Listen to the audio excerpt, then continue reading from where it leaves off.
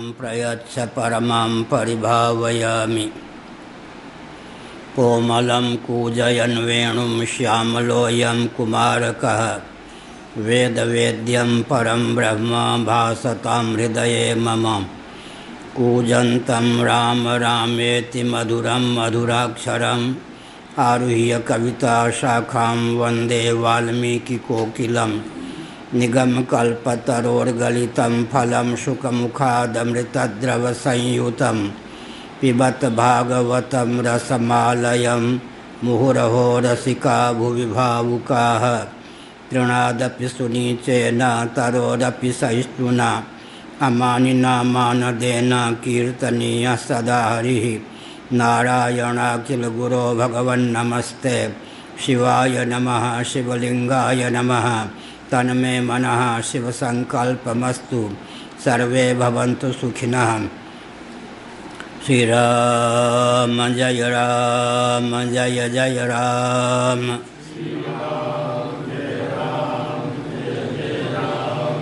धर्म की अधर्म का प्राणियों में विश्व का गौ माता की गोहत्या भारत सर्वभूत हृदय धर्म सम्राट श्री स्वामी करपात्री जी महाराज की, श्री जगन्नाथ महाप्रभु की, श्री बलभद्र महाप्रभु की, भगवती सुभद्रा देवी की। हर हर महादेव। गोविंद जय जय गोपाल जय जय। गोविंद जय जय गोपाल जय जय। राधारमण हरि गोविंद जय जय। राधारमण हरि गोविंद जय जय। श्री कृष्ण गोविंद हरे मुरारे।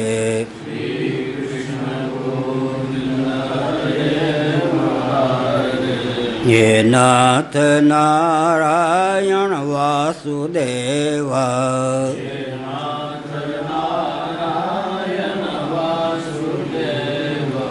गोविंद जय जय गोपाल जय जय।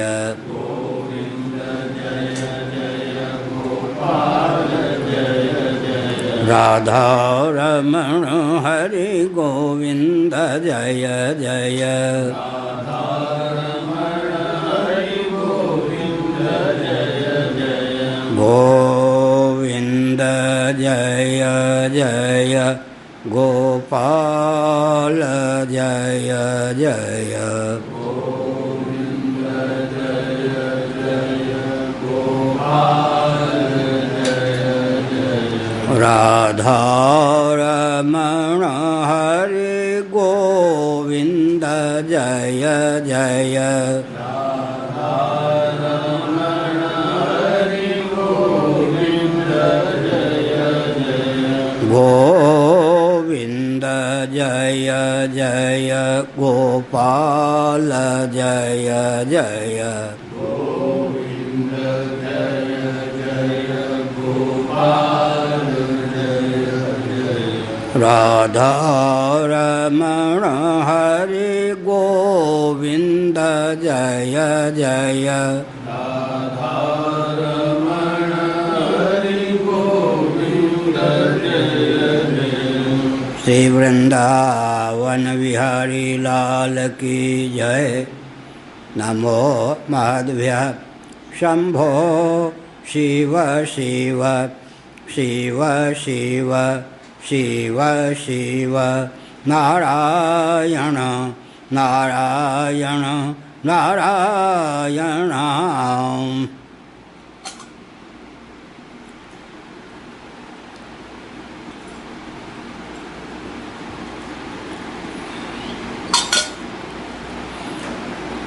श्रीमद्भागवत सप्तम स्कंध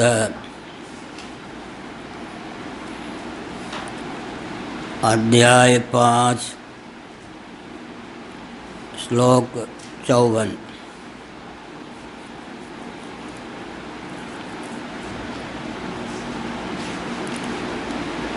यदाचार्य परावृत्तो गृहमेधीयकर्मसु वयस्यैर्बालकैस्तत्र सोपभूतः कृतक्षणैः अथ तान् श्लक्ष्मणया वाचा प्रत्याहूय महाबुधः उवाच विद्वांस्तस्मिन् तन्निष्ठां कृपया प्रहसन्निव ते तु तद्गौरवात् सर्वे त्यक्तक्रीडापरिच्छदाः वालानदूषितधियो द्वन्द्वारामेरिते हितैः पर्युपासत राजेन्द्र तन्यस्तहृदये क्षणाः तानाह करुणो मैत्रो महाभागवतो सुरः। श्रीमद्भागवते महापुराणे पारमहंस्यां संहितायां सप्तमस्कन्धे प्रहलादानुचरिते पंचमः श्रीकृष्णार्पणमस्तु।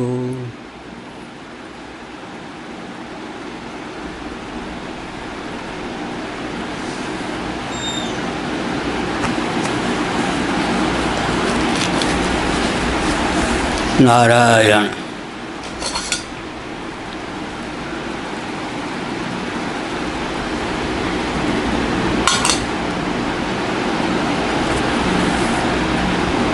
षण्डामर्क महानुभाव,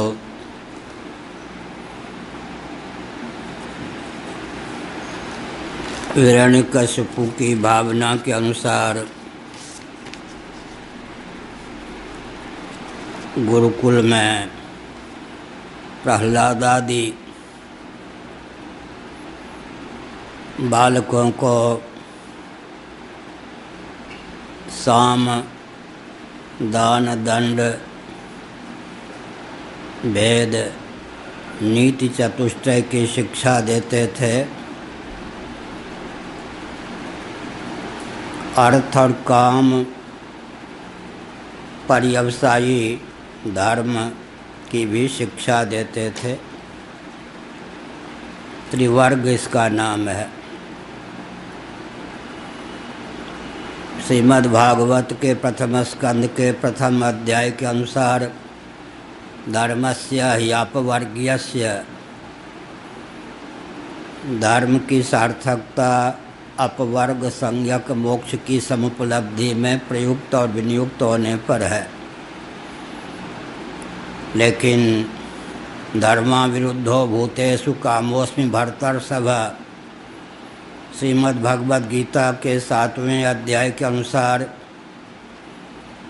जो अर्थ और काम की किंकरता पाले हुए हैं वे भी धर्म का आलंबन लें तो बहुत अच्छा है। धर्म के अविरुद्ध अर्थोपार्जन हो और विषयोपभोग हो तो जीवन में दिशाहीनता नहीं आती। ऊर्ध्वबाहुर्विरौम्य स न च कश्चित् शृणोति में धर्मादर्थश्च कामश्च स किमर्थम न सेव्यते। भगवान वेदव्यास ने भारत सावित्री जो श्रीमद् महाभारत में सन्निहित है एक विचित्र तथ्य उद्भासित किया। ऊर्ध्वबाहुर्विरौम्य स न च कश्चित् शृणोति में धर्मादर्थश्च कामश्च स किमर्थम न सेव्यते।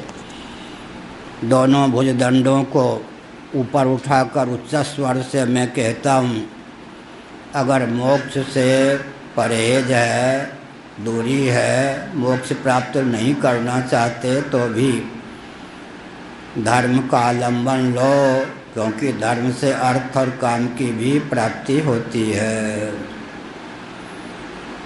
और योग वासिष्ठ में इसी शैली में एक वचन है, वशिष्ठ जी ने कहा है, ऊर्ध्वबाहुर्विरौम्य स न कश्चित् शृणोति में असंकल्पात् परम से यह स प्रथम न भाव्यते।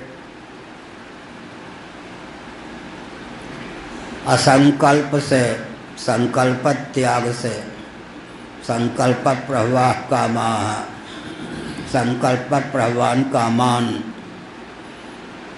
संकल्प प्रभव काम है, ऊर्ध्वबाहुर्विरम्य स, दोनों भुजदंडों को ऊपर करके मैं उच्च स्वर से बोलता हूँ, संकल्प का त्याग करो, परम श्रेय मोक्ष अपवर्ग की सब उपलब्धि होगी।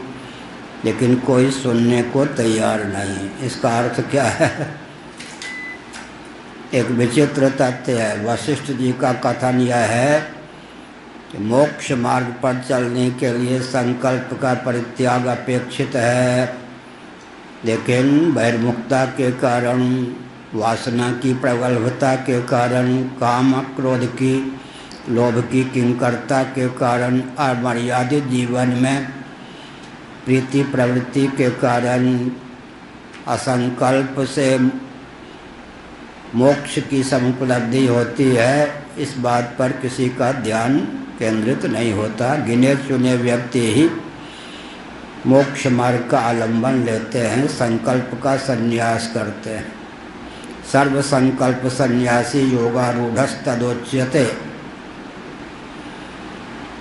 तो धर्म और अपवर्ग में प्रीति बहुत कम होती है, लेकिन हिरण्यकशिपु के विद्यालय में त्रिवर्ग की शिक्षा दी जाती है। त्रिवर्ग में धर्म अर्थ काम तीनों का सन्निवेश है। धर्म की शिक्षा तो दी जाती थी, लेकिन गायों की हत्या भी कराई जाती थी। तो बहुत विसंगति है दोनों स्थलों में।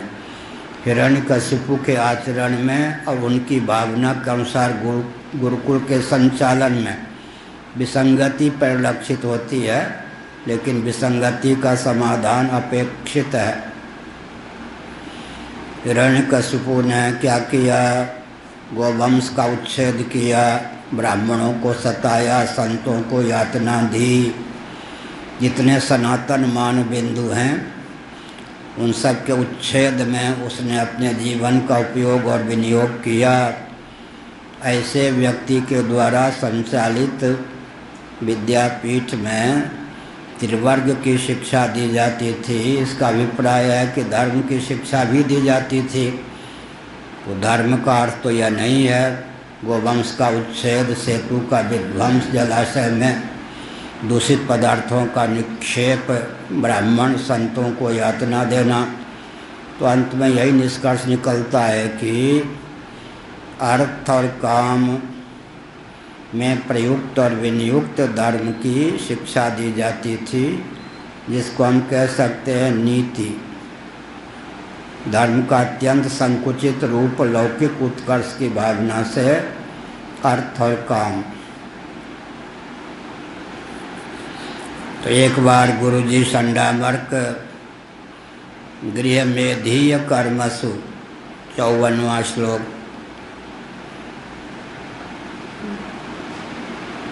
घर में थे, गृहस्थाश्रम को स्वीकार किया था संडामर्क ने। घर के कामकाज से कहीं बाहर चले गए, छुट्टी मिल जाने के कारण जो समवयस्क बालक थे प्रहलाद जी को खेलने के लिए पुकारा, प्रेरित किया। बच्चे तो खेलते हैं, प्राथमिक कक्षा प्राइमरी के बच्चे क्रीड़ा प्रिय होते हैं। गुरुजी आए तो कोलाहल बंद, गुरुजी कक्षा में नहीं आए तो एकदम चिड़ियों के समान शोर मचाते रहते हैं, हु हा, और खेलते भी हैं। गुरुजी किसी काम से चले गए बाहर, बच्चों को मिल गई छुट्टी, विद्यालय में रहते थे, खेलने के लिए पुकारा। प्रहलाद जी को भी समवयस्क जो ठहरे। यदाचार्य परावृत्तो गृह में धीय कर्मसु वयस्यैर्बालकैस्तत्र सोपहूतः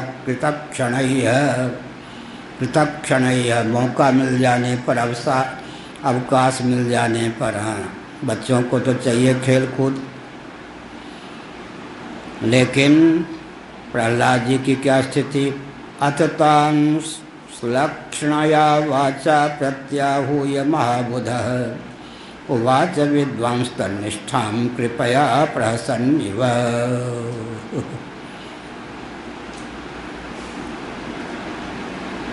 महाबुध प्रहलाद जी परम बुद्धिमान थे, ज्ञानी थे। बच्चों का प्रेम देखकर, अपनत्व देखकर, आपस में स्नेह की प्रगल्भता को देखकर, प्रहलाद के प्रति आस्था को देखकर, अपने प्रति प्रेम को देखकर प्रहलाद जी ने क्या किया? मधुर वाणी में पुकारा, भैया हमको खेल कूद में मत रमाओ, कुछ देर के लिए हमारे पास आ जाओ। आज दैव योग से गुरुजी घर गृहस्थी के कार्य का संपादन करने के लिए कहीं बाहर गए हैं, अच्छा अवसर है, मुझे खेल कूद के लिए मत बुलाओ, मेरे पास खेल कूद छोड़ के आ जाओ।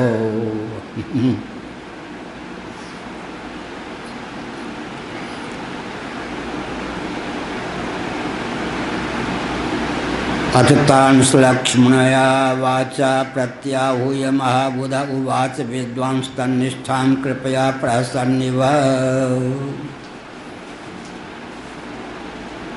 और सबको पुकार लिया मधुर वाणी में। उन बच्चों के जन्म मृत्यु की गाथा से प्रहलाद जी अनभिज्ञ नहीं थे। जीवों की गति क्या होती है इसके जानकार प्रहलाद जी थे। जन्म का पर्यवसान मृत्यु में है और मृत्यु का पर्यवसान फिर जन्म में है। जन्म और मृत्यु की अनादि अजस्र परंपरा चलती रहती है अनादिकाल से, कब तक चलेगी कह नहीं सकते। जन्म का पर्यवसान मृत्यु में, मृत्यु का पर्यवसान जन्म में। जन्म कर्म फल प्रदाम क्रिया विशेष बहुलाम भोगैश्वर्य गतिम प्रति, भगवान श्री कृष्णचंद्र का गीता में वचन है। जन्म कर्म फल प्रदाम, क्रिया का पर्यवसान है जन्म और कर्म। जन्म लिया है तो कुछ किए बिना नहीं रह सकते और किसी व्यक्ति में वह क्षमता नहीं है कि जितना कर्म वह अपने जीवन में कर लेता है, खोटा या खरा, पुण्य या पाप, उन सब कर्मों का फल भोग कर ही देह त्याग कर सके। यदि हम जीवों में ऐसी क्षमता होती कि हम एक जन्म में जितने शुभ अशुभ कर्मों को कर लेते हैं उन सब का फल भोग लें तो जन्म ही क्यों होता। जन्म ही इस तथ्य को द्योतित करता है कि व्यक्ति अपने जीवन में जितने शुभाशुभ कर्मों को करता है उन सब का फल भोग कर देह त्याग करे, ऐसा संभव नहीं है। अतिरिक्त कर्मों का फल भोगने के लिए फिर उसे विविध योनियों में जन्म लेना ही पड़ता है। जन्म कर्म फल प्रदाम क्रिया विशेष बहुलाम भोगैश्वर्य गतिम प्रति। काम्य कर्मों का पर्यवसान पुनर्भव में है, निषिद्ध कर्मों का पर्यवसान पुनर्भव में तो है ही, अधोगति में भी है।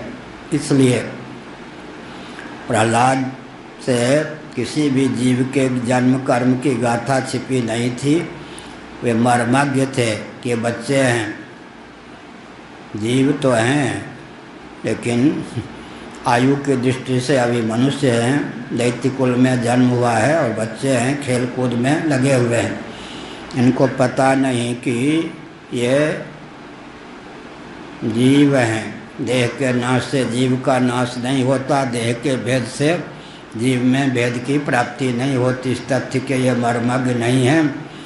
गुरुजी कामकाज से बाहर गए हैं, ये हमको खेल के लिए प्रेरित करते हैं और हम इनको अपने पास बुलाकर कुछ बहुत ही स्नेहपूर्वक, अपनत्वपूर्वक, आस्थापूर्वक अध्यात्म का उपदेश दे दें, बहुत बढ़िया। यह स्वस्थ क्रांति की विधा है प्रहलाद जी ने जो प्रारंभ की। क्रांति कहाँ से प्रारंभ हो? विद्यापीठ से। शिक्षा पद्धति में अपेक्षित परिवर्तन हो जाने पर बस स्वस्थ क्रांति की उद्भावना हो जाती है। अब यहाँ विचार करने की आवश्यकता है। पाठ्य पुस्तक तो प्रहलाद के द्वारा निर्धारित नहीं, उनके पिता हिरण्यकशिपु के द्वारा अध्यापक भी त्रिवर्ग की शिक्षा देते थे, साम दान दंड भेद की ही शिक्षा देते थे। लेकिन केवल 1-2 घंटे के प्रहलाद के उपदेश ने उन बच्चों के जीवन में स्वस्थ क्रांति की उद्भावना कर दी। बच्चे क्या होते हैं आगे आएगा कथा की दृष्टि से, ग्रंथ में तो पहले से अंकित है। दैत्य कुल में भी किसी का जन्म क्यों न हुआ हो, छोटी आयु जो होती है उसमें ये जो शिशुपाल दंत वक्त्र थे, इनको छोड़कर अपवाद, वो तो तोतली वाणी जब बोलते थे तो भी कृष्ण को गाली ही देते थे। कृष्ण ऐसे कृष्ण ऐसे कर आया भागवत में आया न कथा, वो अपवाद है। कोई कोई तोतली वाणी में भी महापुरुषों को भगवान को गाली ही देता है। ऐसे गिने चुने व्यक्ति होते, अवस्था का प्रभाव पड़ता है। बांस की जो छड़ी होती है ना, जब हरी होती है उसमें उसको सीधी कर सकते हैं, पक गई अगर छड़ी परिपक्व हो गई तो कुछ नहीं, सूख गई तो कुछ नहीं। छोटी आयु का प्रभाव पड़ता है, इसलिए हमारे यहाँ बहुत सावधान रहने का क्रम था। एक बार मैं रामघाट में था, उत्तर प्रदेश में अतरौली के पास रामघाट है, गंगा जी के तट पर। बलराम जी गंगा स्नान वहाँ करते थे, इसलिए उनके नाम से घाट का नाम है राम घाट। राम घाट माने बलराम घाट। पूज्यपाद उरियाबाजी महाभाग का वहाँ पर एक आश्रम, एक कर्णवास में भी मुझे उन लोगों ने ट्रस्टाधिपति बना रखा था। एक बार अनुरोध किया कि आप रामघाट भी पधारें, ट्रस्टियों को आपकी जानकारी मिल जाए, कोई सुझाव मार्गदर्शन हो तो दीजिए। हम पहुँचे,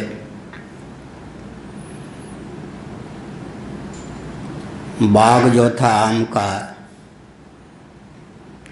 संभावित आम की फसल को बेच दिया था ट्रस्टियों ने। इसका अर्थ है कि इस बार जो आम के फल लगेंगे वो इतने में बिकेंगे ठेका पर, वो रुपया मठ आश्रम को मिलेगा। मेरा कोई इसमें हाथ नहीं था, मैं पद पर तो था ट्रस्टाधिपति, कभी मैंने कोई संकेत भी नहीं किया। अपनी दुनिया में मैं मस्त रहता हूँ। यहाँ का संचालन जो होता है, जोर से कोई बोलता है क्या? आँख तरेड़ के कोई अनुशासन होता है? यहाँ तो संकेत से सब चलता है। मठ है, लेकिन वहाँ उरियाबाजी के यहाँ वर्षों तक ट्रस्टाधिपति पद पर था माने अब तो वो अराजक तत्वों के हाथ में है। संत वेशधारी आतंकवादियों ने उस पर हमला करके कब्जा कर लिया है। उन लोगों का व्यसन है, मुझे क्या है। उस संस्थान के संस्थापक उनसे निपटेंगे, हम क्यों निपटेंगे? उनसे उरियाबाजी दिवंगत हैं या जिस लोक में है। हमने एक संकेत किया, बहुत बड़ा अत्याचार। संत वेश में व्यक्ति अगर मठ मंदिरों को हर पे उस पर आधिपत्य जमावे तो आतंकवादी में उसमें क्या भेद रह गया? हम मौन इसीलिए है कि संत वेश पर, आचार्य पद पर कहीं से कटाक्ष न हो। लेकिन वेदना की पराकाष्ठा यह है, स्थितप्रज्ञता भी अपनी जगह है, कि ईश्वर की दृष्टि में तो ये सब आतंकवाद ही मान्य है। लोक में व्यक्ति भले ही पूजित हो जाए, किसी के आश्रम पर कब्जा कर लेना बहुत बड़ा अत्याचार है, अन्याय है। ये तो म्लेच्छों का काम पहले था, जो अब संत वेश में रहने वाले व्यक्ति करने लगे हैं, एक प्रकार से आतंकवाद की पराकाष्ठा है। ऐसे व्यक्ति पृथ्वी पर अधिक समय जीवित रहें, यही अच्छा है, क्योंकि देहत्याग के बाद तो यमराज के यहाँ ये सब आतंकवाद का दंड मिलता ही है, उसमें कोई संदेह नहीं। वहाँ फिर चापलूसी नहीं चलती, आतंकवाद को प्रश्रय नहीं मिलता। यमराज को कोई सता सकता है, घुड़की देकर अपने अनुकूल कर सकता है, या घूस दे करके उनका मुंह बंद कर सकता है, ऐसा संभव नहीं है। मैंने संकेत किया तो मेरा ध्यान गया आम के वृक्षों पर। मलिन कपड़े में बालक भी, उनकी माँ भी, बालक के पिता भी ढोल पीटते थे, गुलेल से ढेले फेंकते थे, हाथ से चिल्लाते थे। मेरा ध्यान उधर, और मेरे सामने 25-30 संत बैठे थे कि धार्मिक आध्यात्मिक उपदेश इनसे सुनूं, प्रश्नोत्तर हो। लेकिन मेरा ध्यान था वो बाग के रखवालों पर। मैंने संकेत किया कि मुखिया जो व्यक्ति है इसको बुलाओ। सबको आश्चर्य हुआ कि हम लोगों से बात नहीं कर रहे, फटे पुराने कपड़े में हु हल्ला करने वाले, बंदरों को भगाने वाले एक किसान को बुला रहे। हमने कहा सुनो भाई, ये जो आम के वृक्ष हैं इनमें तो अभी मंजरी भी नहीं लगी हैं, पुष्प भी नहीं आए हैं, तो रखवाली किसकी करते हो? देहात के थे, वो क्या समझे शंकराचार्य कौन होते अरे बाबा तेरी अक्ल पे पत्थर। हमने कहा बात तो ठीक है अब सब कहें, हमने कहा बोलने दीजिए, वो तो अपने केवट अपने शब्दों में बोलेगा क्या केवट का अटपटे वचन, गांव के हैं वो शंकराचार्य क्या होते क्या जाने, उनको बोलने दीजिए। दैवयोग से दो आम के बाग रहे थे, लेकिन ब्राह्मण ठहरे हम लोग तो इस प्रकार रखवाली नहीं करते थे। हम इतने बड़े हो जाते थे तब रखवाली की बात होती थी। यहाँ तो बौर भी नहीं लगे, मंजरी भी। आम का स्वभाव होता है वृक्ष का, 1 वर्ष बाद आम के फूल लगते हैं, फिर उसमें आम लगते हैं। 1 वर्ष का अंतराल उनको चाहिए पोषण के लिए।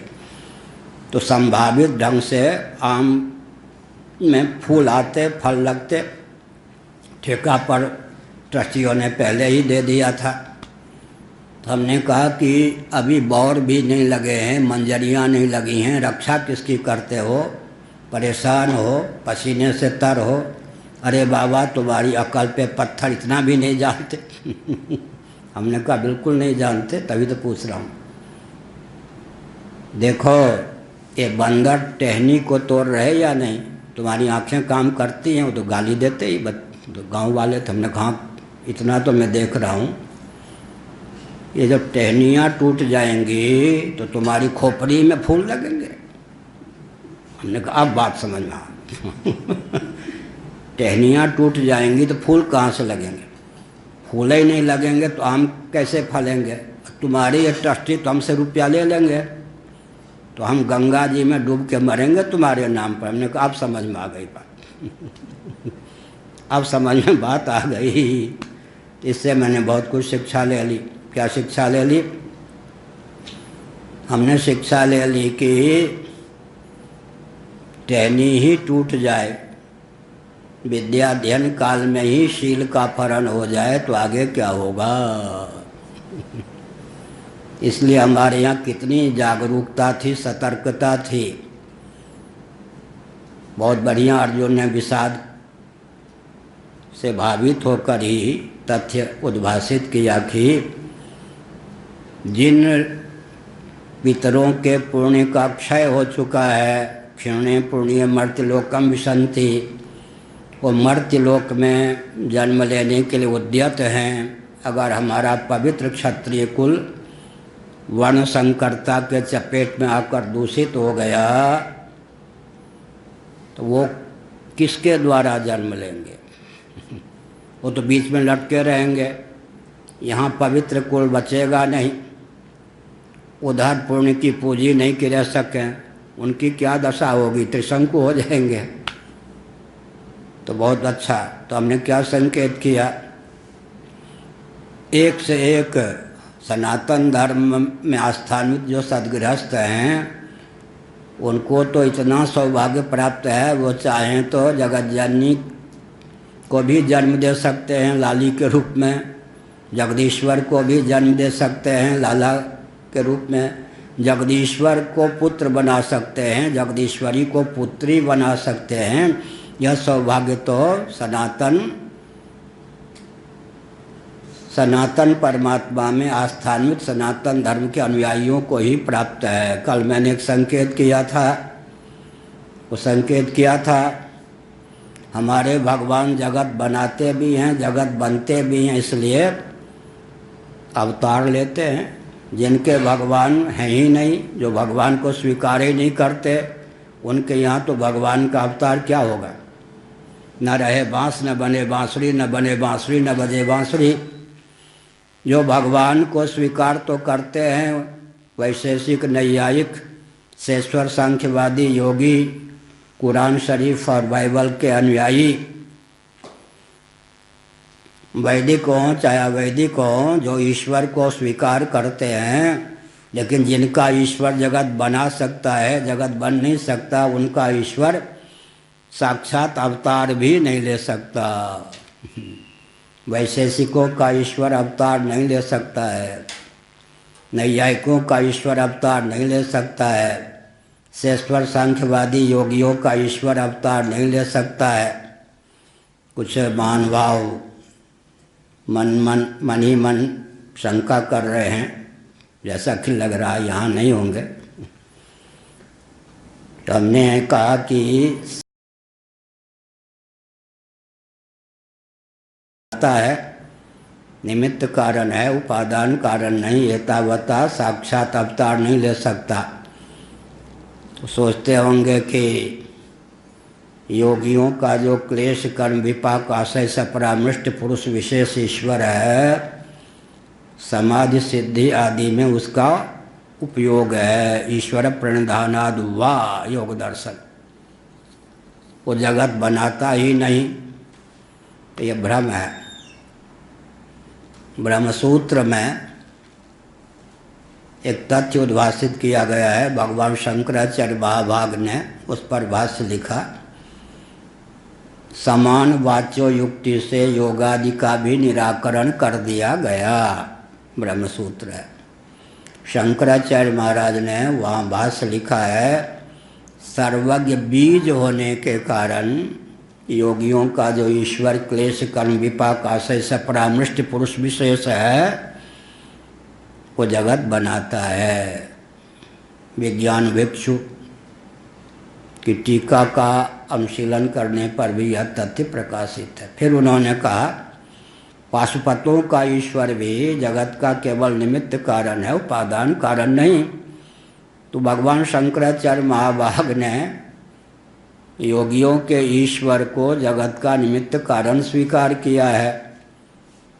एक विचित्र बात, योग दर्शन एक ऐसा दर्शन है, ऐसा सौभाग्य किसी अन्य दर्शन को नहीं प्राप्त है कि एक दर्शन के आचार्य किसी दूसरे दर्शन पर भाष्य लिखें।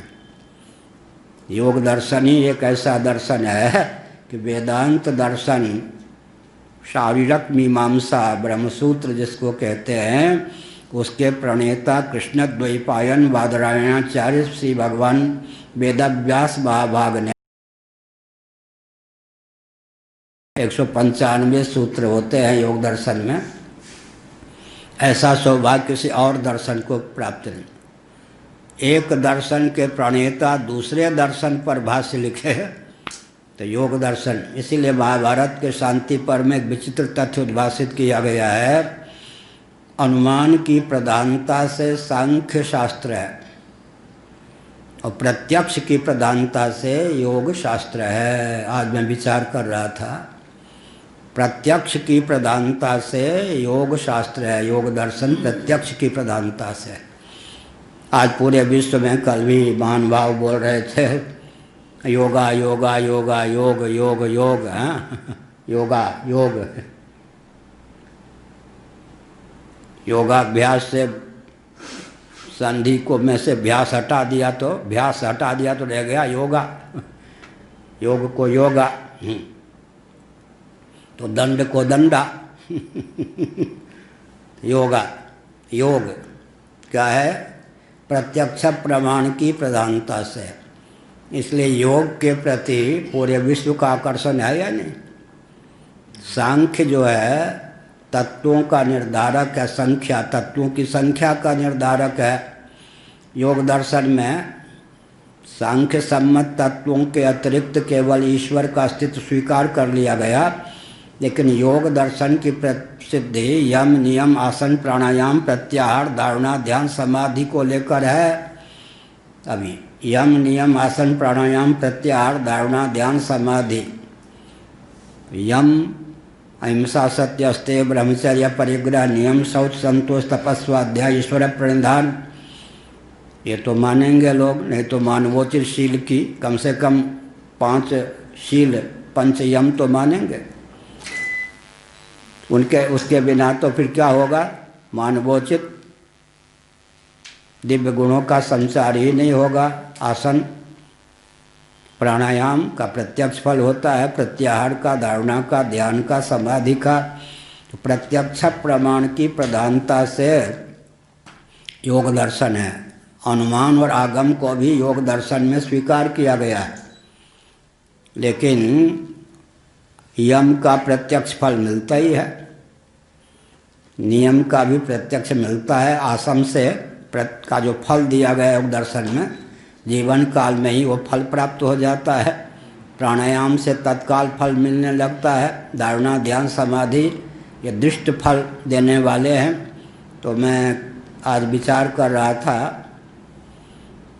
कि शास्त्र को प्रमाण मानते हुए इस समय जो परिस्थिति विश्व में चल रही है, शास्त्रों के उन तथ्यों को उद्भासित करना चाहिए जो प्रत्यक्ष प्रमाण के प्रति ही जो आग्रह संपन्न हैं उनको भी आकृष्ट कर सके। तब हम अपने धर्म की रक्षा कर सकते हैं।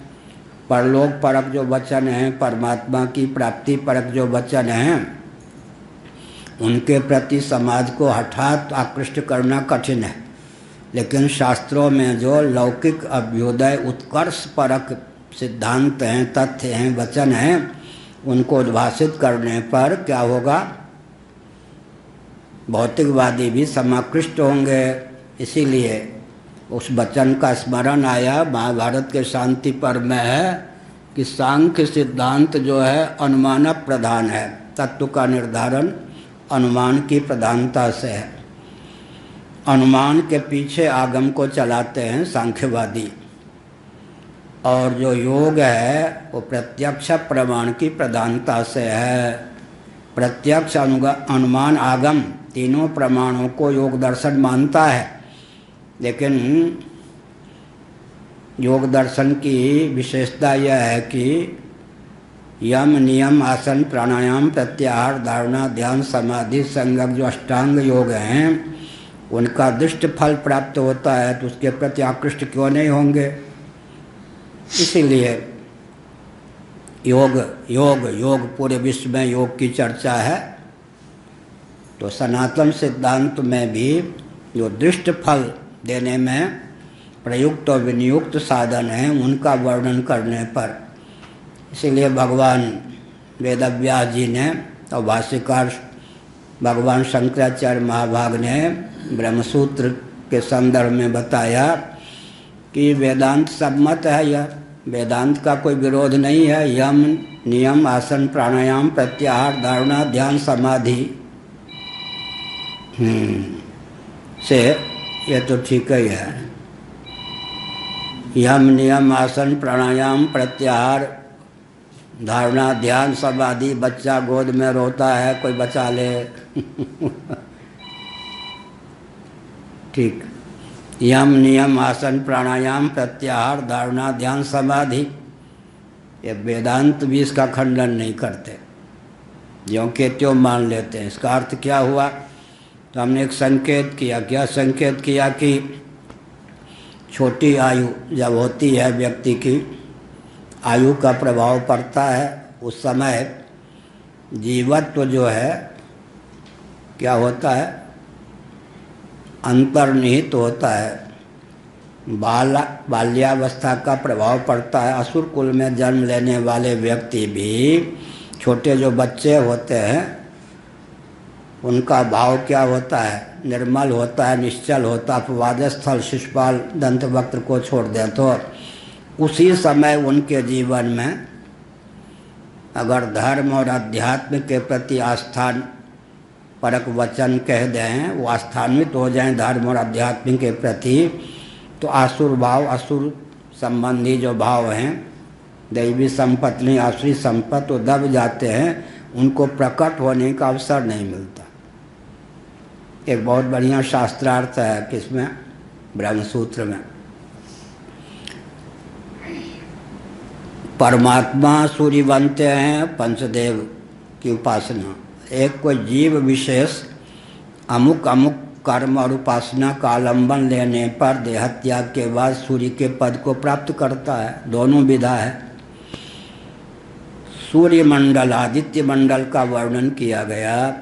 यहाँ आदित्य के रूप में हम परमात्मा को माने या किसी अधिदैव विशेष को, या केवल संकेत करना आवश्यक है। तो भगवान भाष्यकार ने संकेत किया, सूर्य पद को प्रदान करने वाला जो कर्म और उपासना का अंश, उसके फलस्वरूप आज जिस जीव को सूर्य का पद प्राप्त है, कल यदि पशु योनि, निकृष्ट स्थावर योनि पद को प्राप्त कराने वाले कर्म का उदय हो गया, सूर्य पद जितने समय तक है उसके बाद, तो उसको स्थावर शरीर भी प्राप्त हो सकता है। इसका अर्थ क्या है, सूर्य भी पापी हैं। लो, सुनने वालों का आश्चर्य होगा, ब्रह्मसूत्र शंकर भाष्य। लेकिन उनका पाप सूर्य पद पर जब तक है प्रकट नहीं हो सकता। प्रारब्ध हुआ ना, संचित की दृष्टि से इंद्र के पद पर बैठा हुआ व्यक्ति भी एक से एक पाप के संस्कार उसके जीवन में हैं, लेकिन वो दबे हुए हैं।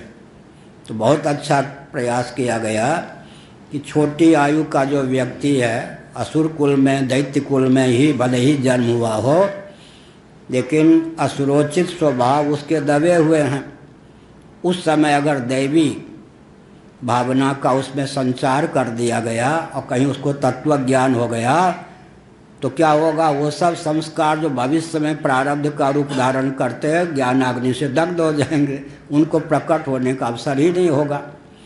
तो हमारे हमने जो विषय प्रारंभ किया था रामघाट के बाग का, पहले से सदगृहस्थ गर्भाधान संस्कार, बृहदारण्यक उपनिषद के चरम अंश में गर्भाधान संस्कार का बहुत उत्तम ढंग से वर्णन है।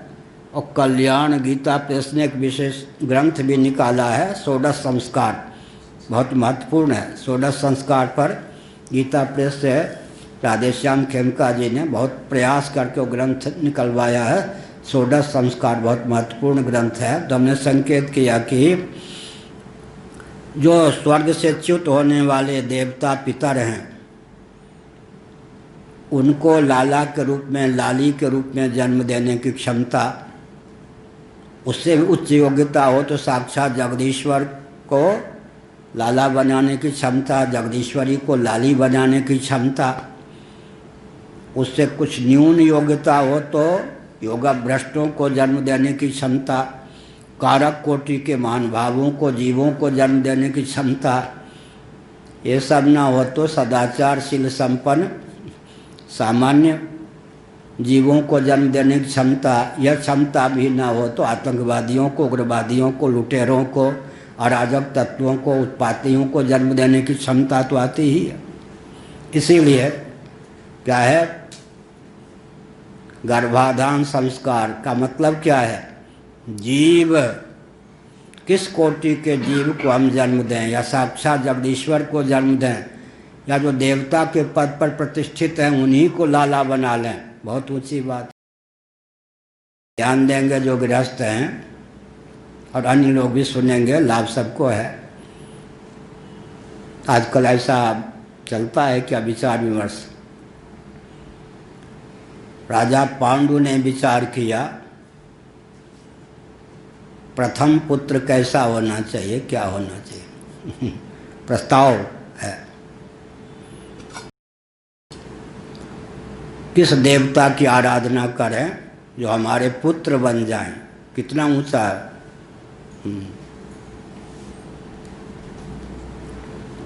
देवता को भी पुत्र बनाने की क्षमता। अपने स्थान पर देवता रहेंगे लेकिन देवता कायव्यूह प्रकाशव्यूह धारण करने में समर्थ हैं। इंद्राय स्वाहा इदम इंद्राय न मम। 1 करोड़ जगह पर स्थल पर शास्त्रीय विधा से यज्ञ हो रहा हो, इंद्र के निमित्त 1 कालावच्छेदेन आहुति डाली जा रही हो, तो इंद्र सब जगह के भोग को प्राप्त कर लेंगे या नहीं। ब्रह्मसूत्र में आया वो सब यज्ञ सार सर्वस्व, पुण्य सार सर्वस्व, हविसार सर्वस्व इंद्र के पास पहुंच जाएगा। एक विधा ये है। दूसरी विधा है कि वो कायव्यूह 1000 स्थान पर एक ही समय इंद्राय स्वाहा, इंद्र 1000 रूप धारण करके उस सबको ले लेंगे। कायव्यूह प्रकाशव्यूह की रचना में समर्थ होते हैं देवता। इंद्र पर रहते हुए भी किसी का पुत्र बन सकते हैं। इस प्रकार से तो युधिष्ठिर जी ने विचार किया कि साक्षात धर्म ही अगर मेरे पुत्र बन जाए तो धर्मराज की प्रतिष्ठा करेंगे। कुंती से कहा मैं तो बहुत चिंतित था, ऋषियों का शाप प्राप्त हो गया।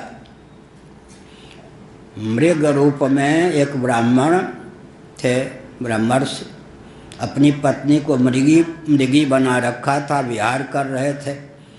और राजा पांडु शिकार के शौकीन थे, क्षत्रिय ठहरे। उनको क्या पता कि ब्राह्मण ब्राह्मणी हैं, दिन में मृगी बन के विहार कर रहे हैं। तो मृग ने शाप दे दिया तुमको ब्रह्म हत्या इसलिए नहीं लगेगी, तुम्हें मालूम नहीं कि मैं ब्राह्मण हूँ, केवल संकल्प बल से मृग बन गया हूँ, लेकिन जब पत्नी का तुम स्पर्श करोगे बढ़ जाओगे। जिस दशा में तुमने मुझे मारा उसी दशा में तुम मरोगे। शाप हो गया। कुंती और माद्री 2 देवियाँ होने पर भी पत्नी का स्पर्श नहीं कर सकते थे, वंश कैसे चले। बहुत चिंतित देखकर कुंती ने एकांत में कहा कि पतिदेव आज्ञा हो तो एक गुप्त तथ्य प्रकट कर दूं। हाँ बताओ। मुझे एक ब्राह्मण ने, दुर्वासा जी ने, कन्या भाव को प्राप्त जब मैं थी, प्रथा के रूप में कुंती भोज के द्वारा पाली जा रही थी, उस समय मंत्र प्रदान किया था, जिस देवता का तुम आवाहन करोगी वो तुम्हारा पुत्र हो जाएगा। आपकी अनुमति हो तो मंत्र का मैं प्रयोग कर सकती हूँ, आपका वंश चल सकता है। कर्ण की उत्पत्ति को छिपाया, कुछ रहस्य को छिपाना भी चाहिए। उन्होंने कहा वो बहुत ऊंची बात है। तब राजा पांडु ने विचार किया पहला पुत्र कौन कैसा होना चाहिए। साक्षात धर्म ही अगर मेरे प्रथम पुत्र हो जाएंगे तो धर्मराज की स्थापना करेंगे। तुम धर्मराज को, धर्म को ही क्या करो, बुलाओ, मंत्र के बल पर उनका आवाहन करो, वही युधिष्ठिर हो गए। ये है हमारी संस्कृति। फिर सोचा दूसरा पुत्र कैसा होना चाहिए। वायु देवता अत्यंत पराक्रमी, वायु के बल का क्या कहना। हाँ, वायु के बल का क्या कहना, अत्यंत पराक्रमी। अगर वायु ही मेरे पुत्र हो जाएं तो फिर क्या कहना। क्षत्रियोचित ओज तेज से संपन्न वायु देवता का आवाहन किया, वही कौन हो गए, भीम। तीसरा पुत्र कैसा होना चाहिए। अब देखिए भगवान कितने दुर्लभ हैं। मन में सोचा तीसरा पुत्र कैसा होना चाहिए। देवराज इंद्र मेरे पुत्र बन जाएं। तो एकाएक आज्ञा नहीं दी कि आज रात्रि में एकांत में तुम देवराज इंद्र का आवाहन करना। देवराज इंद्र को भी लाला बनाना वरदान प्राप्त होने पर भी सामान्य नहीं। 1 वर्ष तक तप किया। कुंती को वरदान प्राप्त था, फिर भी 1 वर्ष तक तप करने के बाद देवराज इंद्र प्रकट हुए। क्या चाहते हो? आप मेरे लाला बन जाएं। एवं मस्तु। तब पत्नी को आदेश दिया कि आज रात्रि में एकांत में देवराज इंद्र का आवाहन करना। तुम्हारे शील की रक्षा करते हुए योग विधा से वे तुम्हारे लाला बन जाएंगे। वही अर्जुन हुए। नर ऋषि भावापन्न देवराज इंद्र के माध्यम से नर ऋषि ही उत्पन्न हुए। जीव में जीव का सन्निवेश होता है, देवता में देवता का सन्निवेश होता है। क्या देवराज इंद्र तो देवराज हैं ही, उधर नर ऋषि का भी अवतार अर्जुन को माना जाता है। नारायणम नमस्कृत्य नरं चैव नरोत्तमम। नर नारायण, नारायण भगवान कौन? यहाँ श्री कृष्ण रूप में नर ऋषि का अवतार कौन है? अर्जुन। तो नर ऋषि का प्रवेश हो गया किस में? इंद्र में। और इंद्र ने योग बल से स्पर्श किया, वही अर्जुन हो गए। अर्जुन का अर्थ क्या होता है? ऋजु स्वभाव। एक अर्जुन वृक्ष भी होता है। ऋजुता संपन्न का नाम, कुटिलता रहित ऋजुता संपन्न का नाम अर्जुन। अर्जुन माने निष्कपट अर्जुन। इसका मतलब क्या हुआ? इंद्र के रूप में प्रकट हुए। अब 3 पुत्र तो हो गए। फिर कुंती से कहा कि 3 ही पुत्र पर्याप्त नहीं। कुंती धर्म को जानती थी। उसने कहा कि देखिए, लोभ का संवरण कीजिए।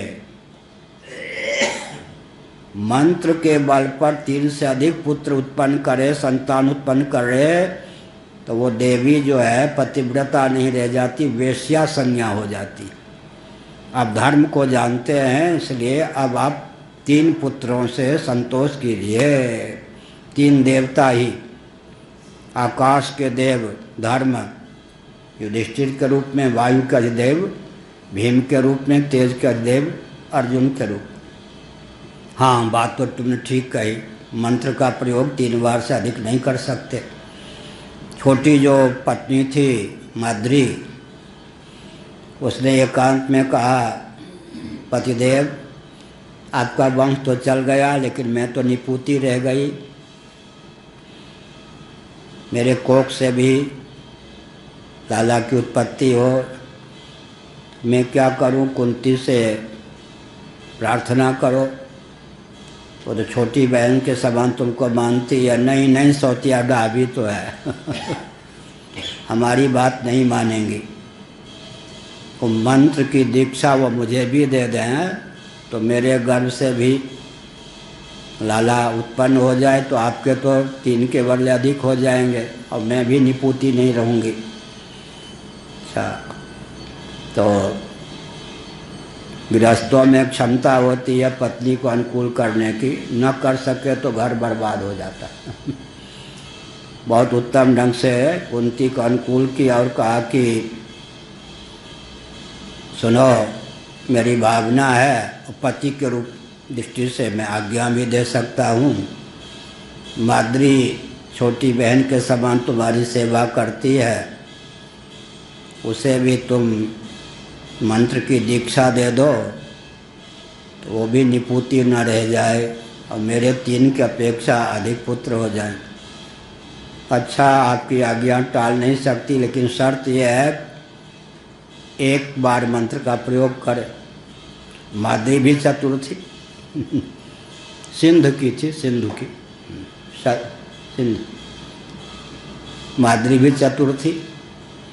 उसने कहा जो आज्ञा, दीक्षा तो दीजिए। मंत्र की दीक्षा दे दी। अथर्व शीर्ष से संबद्ध वह मंत्र थे, ऐसा संकेत मिलता है महाभारत में। मंत्र और काल ये दोनों गोप्य पदार्थ हैं, गोपनीय। बलाति बला के महत्व का वर्णन वाल्मीकि रामायण में है, अध्यात्म रामायण में है, रामचरितमानस में है, जाते लागन क्षुधा पिपासा, लेकिन मंत्र का वर्णन नहीं। और माइक से मंत्र बोलेंगे तो फिर क्या होगा? इतना वाल्मीकि जी ने, ब्रह्मर्षि वाल्मीकि, बला अति बला विद्या विश्वामित्र से प्राप्त हुई, रामभद्र को इसका वर्णन किया है, फल का वर्णन किया। मंत्र क्या था? गोप्य। कुंती को सूर्य भगवान ने, कुंती को दुर्वासा जी ने क्या दिया? मंत्र दिया। उसके प्रभाव से देवताओं को लाला बनाने में समर्थ हुई। मंत्र क्या था? वर्णन है। सावित्री उपनिषद में बलात् बला का वर्णन है। मंत्र है, हम जानते हैं वो मंत्र क्या है। सावित्री उपनिषद में बलात् बला का वर्णन है।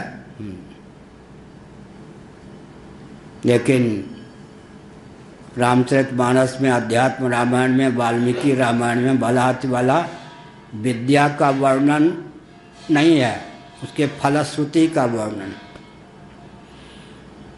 तो माद्री भी चतुर थी, उसने सोचा कि इनके 3 हैं, मेरे 3 हो जाएंगे तो कुपित हो जाएंगी, आखिर ये गुरु हो गई और एक ही लाला ठीक नहीं। अश्विनी कुमार का आह्वान कर दिया। ना सत्य और दस्र अश्विनी कुमारों के नाम है उपनिषदों में, महाभारत आदि में। अश्विनी कुमार 2 हैं।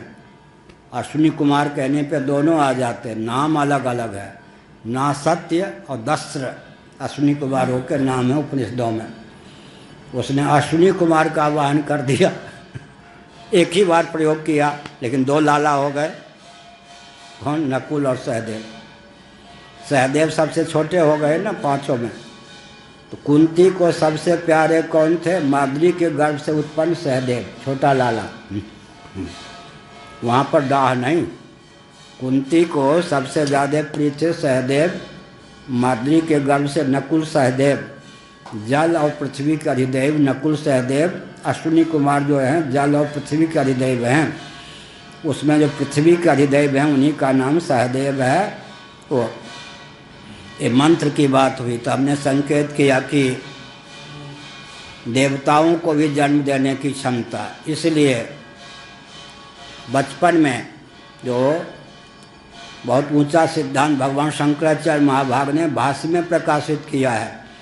छोटी आयु में, यहाँ पर कुमार शब्द का प्रयोग कौमारे आएगा। पहले ये 6ठे अध्याय का पहला श्लोक, कौमार शब्द का प्रयोग आया है। छोटा जो बच्चा होता है, दुधमुहा, 5 साल के 6 साल के सब बच्चे थे, जब तक आसुरी भाव उनके प्रकट ना हो तब तक अगर नीति अध्यात्म की शिक्षा दी जाए और कहीं अध्यात्म विज्ञान उनके जीवन में टिक जाए तो ज्ञानाग्नि से सब शुभाशुभ कर्मों के संस्कार जल जाएंगे। इसलिए आजकल क्या होता है, तुम अभी तो खेलने कूदने का समय है, कहाँ चले गए थे, अभी तो पढ़ाई का समय है। अरे भाई, सत्संग की आयु होती है ना, जब कम से कम 70 साल के हो जाएं तब बैठना चाहिए। और प्रवचन सुनने की विधा होती है, प्रवचन सुनने के बाद वहीं प्रवचन छोड़ के चले आना चाहिए। प्रवचन को लोगे तो घर का काम बिगड़ जाएगा। वो वहाँ पर सुन के भूलने के लिए है, जीवन में अमल लाने के लिए। यही लोग सोचते हैं ना। अभी तुम्हारे खेल कूद का समय है, अभी कहाँ तुम चले गए थे भाई? अब देखो, बुद्धि भी पकती है ना धीरे धीरे। छोटी आयु में, तो यहाँ पर छोटी आयु के बच्चे थे, अभी खेल कूद में लगे हुए थे, अभी आसुरी वृत्ति का उदय हुआ नहीं था। तब प्रहलाद ने क्या किया, बुला लिया, वो सब आ गए। अततांश लक्ष्मणया वाचा प्रत्याहूय महाबुधः उवाच विद्वांस तन्निष्ठां कृपया प्रसन्निव। कुछ मुस्कुराते हुए बच्चों का, हमको खेल के लिए मत बुलाओ, तुम ही इधर आ जाओ, मैं एक मनोरम अद्भुत खेल खेलूँगा। जगत में जन्म लेने मरने का जो खेल है, उस पर पानी फेरने वाला खेल क्या है बताऊंगा, आओ जाओ। ते तु तद्गौरवात् सर्वे त्यक्त पीड़ा परिच्छदा। बहुत गौरवात् शब्द का प्रयोग आया है। बाला न दूषित धियो द्वंद्वारा मेरिते हितई है। वो सब तो बाल गोपाल थे, राग द्वेष इत्यादि अभी अंकुरित नहीं हुए थे, फलीभूत होने की तो बात ही क्या, अभी उनकी बुद्धि दूषित नहीं हुई थी। इसलिए प्रहलाद के अच्छा गौरवान्वित, बहुत बढ़िया, गौरवाद प्रहलाद के प्रति उन सब की आस्था थी, भक्त बुद्धि थी। प्रहलाद का जो आचरण था वो इतना दिव्य था कि उनके जो सहपाठी थे वो सब समादर भी करते थे। उनके प्रति महत्व बुद्धि, गौरव बुद्धि होने के कारण वो सब के सब आ गए। इसका अर्थ है कि अनसुनी नहीं की, सब आके बैठ गए। अपना आग्रह छोड़कर प्रहलाद जी की भावना के अनुरूप ही उनके पास आकर खेलकूद की सामग्रियों को छोड़ दिया, आकर बैठ गए, चारों ओर घेर लिया और देखने लग गए कि प्रहलाद बोलते क्या हैं, ये मेरा मित्र क्या मुझे शिक्षा देता है, क्या कहानी सुनाता है यह। पर्युपासत राजेन्द्र तन्यस्त हृदय क्षणाः तानाः करुणो मैत्रो महाभागवतो सुरः। दो शब्दों का युगपद प्रयोग है, करुणः मैत्रः, करुणो मैत्रो महाभागवतः।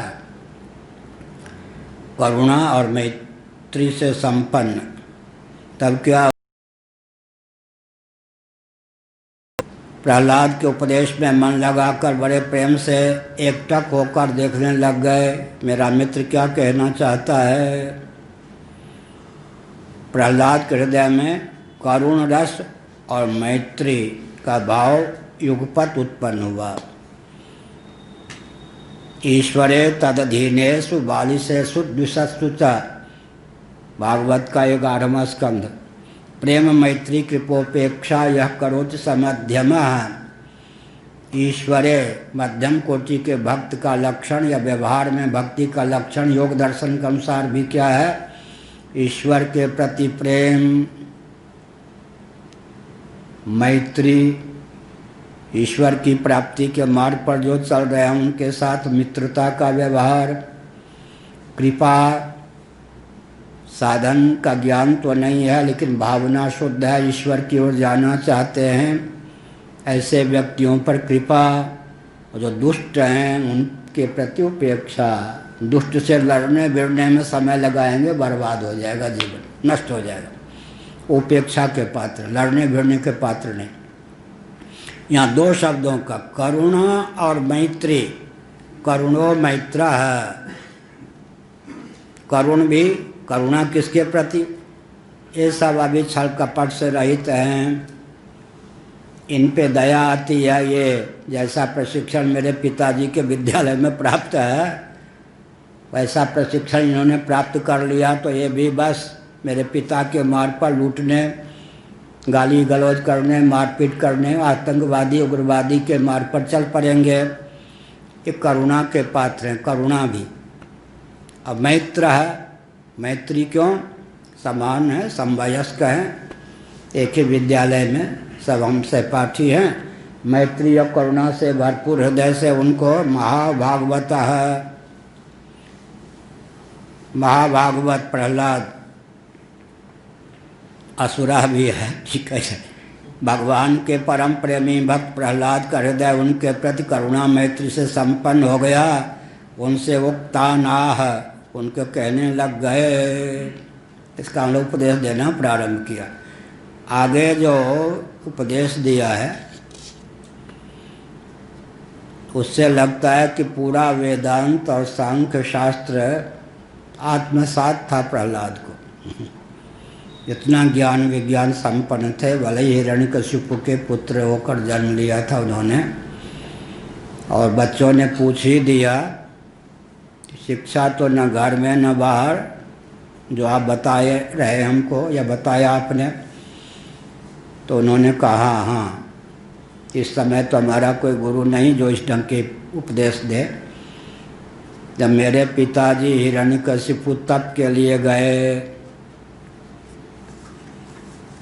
तब इंद्र ने समझा, अच्छा वो मेरी माँ कयाधु जी गर्भवती थी, मैं पेट में था माँ के, तो इंद्र को मौका मिल गया, अवसर मिल गया। उन्होंने मेरी माता का अपहरण कर लिया, रुदन करने लग गईं, मार डालते इंद्र। लेकिन नारद जी की दृष्टि पर ही उन्होंने कहा, क्या कर रहे हो, ये देवी है, पतिव्रता है, भले ही हिरण्यकशिपु की पत्नी है, इसको छोड़ो।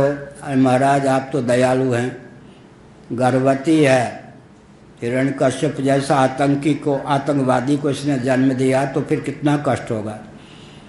ऐसा है, आपकी वचन मान लेता हूँ, इसको मारूंगा नहीं, बहुत प्रेम से श्रद्धा से अपने यहाँ रखूँगा आश्रम में, अपनी राजधानी में। जब इसका बेटा होगा तो मार डालूँगा उसको, इसको जीवित रखूँ। नहीं नहीं, सुनो, मुझे तो तुम मानते हो, मैं दिव्यदर्शी हूँ, इसके गर्भ में भगवान का भक्त है, वही तुम्हारा भी उद्धार करेगा, अपने कुल का भी त्राण करेगा। सुनते ही परिक्रमा की देवी की, कयाधु की परिक्रमा की, अच्छा भगवत भक्त है, प्रणाम किया। और क्या कहा, प्रहलाद जी स्वयं बोले हैं, इंद्र चले गए, कयाधु को कहा, बेटी इंद्र के चपेट से तो मैंने मुक्त कर दिया, कोई दूसरा देवता ही मार ना दे तुमको, तुम्हारे पति तो तप के लिए गए हैं, मेरे आश्रम पर रहो। बहुत बढ़िया, इससे अच्छा क्या, मैं सुरक्षित रहूँगी, आश्रम की सेवा भी करती कयाधु। वो पेट में थे। प्रहलाद की आयु यहाँ तो 5-6 साल की दिखती है, सैकड़ों वर्ष के थे प्रहलाद। जब तक हिरण्यकशिपु तप करके नहीं लौटे तब तक उसने बालक को जन्म नहीं दिया।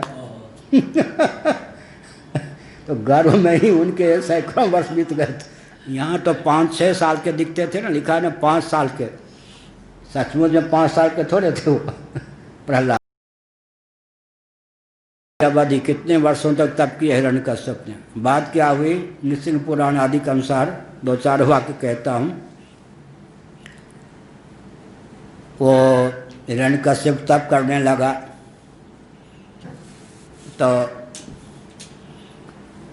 देव तप समर्थ असुर कोटि के व्यक्ति भी तप करे, पहले आया ना, इसकी बहुत व्याख्या की गई है यहाँ। उसको दैवी संपत्ति का ही आचरण करना पड़ता है, मदिरा आदि से दूर रह करके, फिर सात्विक भाव से काम का उदय हो गया, क्रोध का उदय हो गया, लोभ का उदय हो गया, मोह का उदय हो गया, तो तब भंग। नृसिंह पुराण आदि के अनुसार हंस का रूप धारण कर लिया। जब हिरण्यकशिपु तप करने गया तो राम राम नारायण नारायण नारायण नारायण कहकर वो गाने लगे चारों ओर हंस होकर। मेरे विरोधी दुश्मन का नाम ले लिया, तप में मन नहीं लगा, तामस तप में। नारायण का नाम यशोगान सुन करके अब क्रोध करें तो तप नष्ट हो जाए, उचट गया मन।